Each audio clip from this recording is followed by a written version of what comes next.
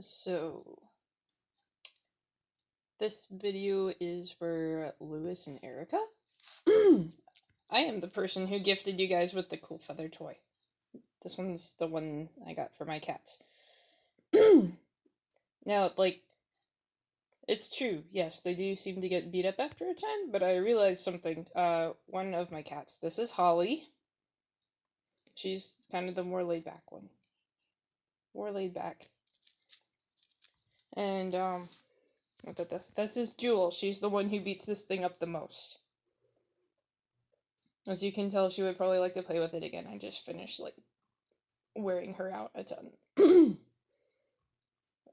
So she actually managed to pull one of the feathers out on this thing. And, I found that, okay, which one was it?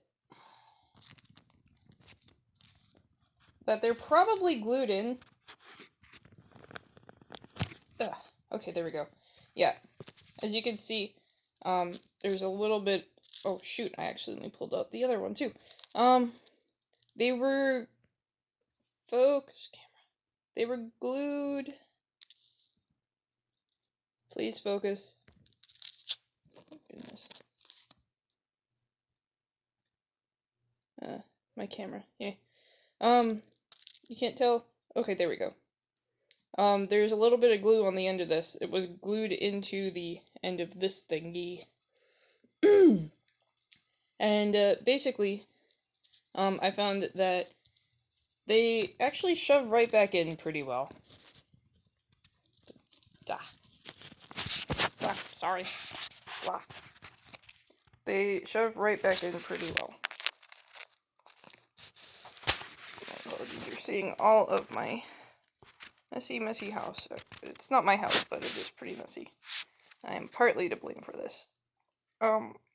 Yay, out of focus. But, yeah, so it just shoves right back into there. Because I'm pretty sure your cats are eventually going to do that to yours. They just shove right back in there. And if you've got a bit of, craft glue or something, you could probably get it to stay in there a little bit longer. But, mine pulled out when Jewel here was just sitting on it and refusing to let it go. And yes, one of the feathers pulled out. So they just push right back in. Of course, you have to get them back in at the right angle, otherwise, when you're flying this thing around the room, it's not going to kind of rotate properly. Because if the feathers aren't making a cool V shape like that, they don't. It doesn't quote unquote fly. So actually, I'll play with my cats here for a little bit because they've had a moment to take a break. You see that tail going. They've had a moment to take a break while I was deciding that, hey, I will show you guys how to, fix this thing so you don't have to just buy a new one because, yeah, actually, for a feather toy, they are a little expensive, being $10 and all, and the replacement feathers are $5 or something, but, yeah, as you can see, she's just going for it.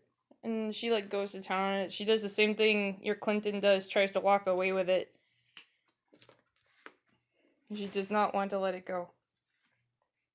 That's a little squirrel toy. They're actually starting to pop the seams on that thing.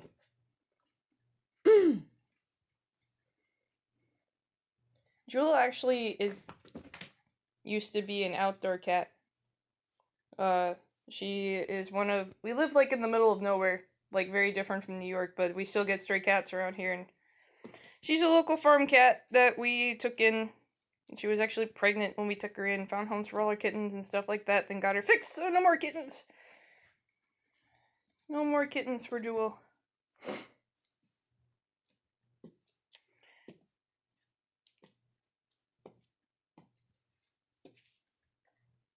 The funny thing is, when you, if you have enough space, you can kind of get it to, fly around. It actually twists almost exactly like a fishing lure, and I don't know if you've actually noticed people who actually go fishing. They actually used fishing swievels on this to actually get the focus, please. they used fishing sweevils on this to get the nice spin action on there. Just like you would with a fishing lure. So yes, we are quite literally fishing for our cats.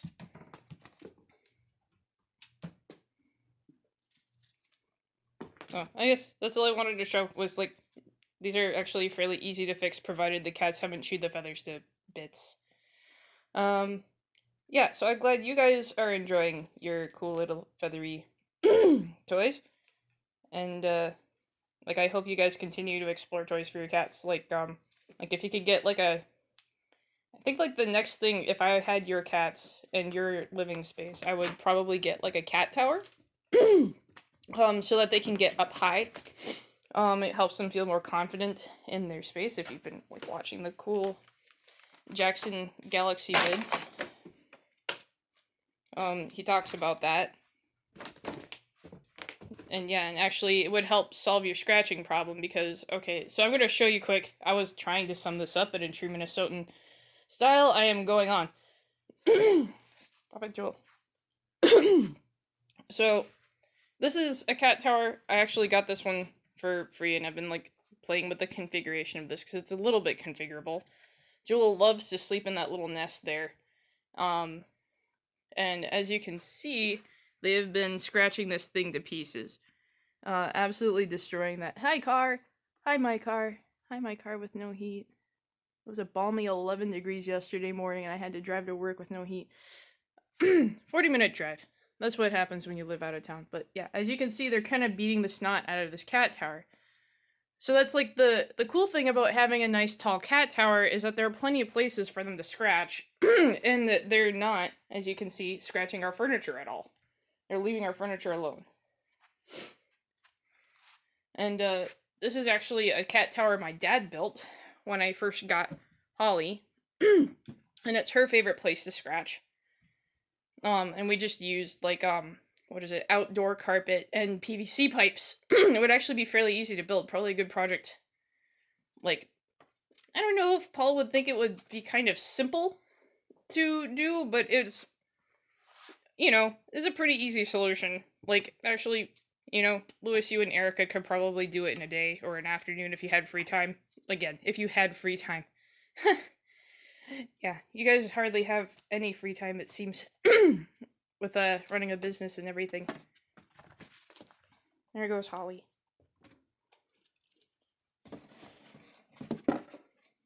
That's where I get my toilet paper from. No, I'm not sponsored.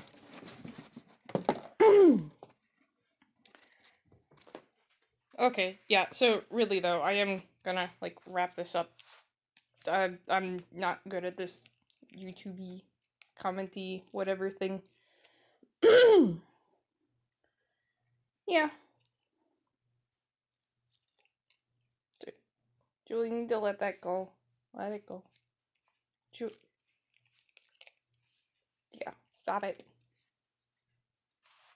There we go. Okay, I have to go put this away because, yeah, they will... Oh my goodness. Yeah, they beat this up even more while we were talking. But, I'm trying to figure, yeah, like, by what I'm doing this morning is, like, trying to figure out what's going on with the heat in my car. And I'm hoping it's not the heater core because then, like, having to deal with, like, coolant leaking out everywhere and stuff like that and digging into the firewall of my car to fix that is going to be kind of annoying. And, being it's getting so cold outside, I can't stand cold very well, which is funny because I'm, you know, Minnesotan. But,